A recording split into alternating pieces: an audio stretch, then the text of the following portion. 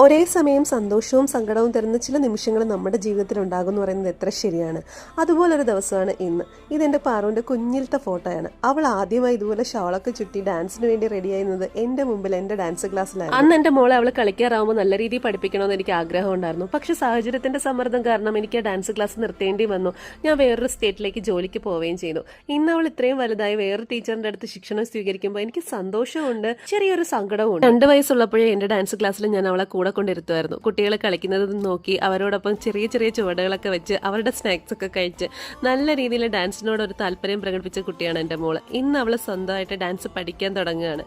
അതിലെല്ലാവിധ സന്തോഷവും എനിക്കുണ്ട്. നല്ല രീതിയിൽ അവൾ പഠിച്ചു വരുമെന്നുള്ള ഉറപ്പും എനിക്കുണ്ട്. ഒരു പക്ഷെ ഞാനതൊന്നും നിർത്തിയില്ലായിരുന്നെങ്കിൽ ഇന്ന് ഇതിലും നല്ലൊരു ക്ലാസ് എനിക്കും ഉണ്ടായേനെ.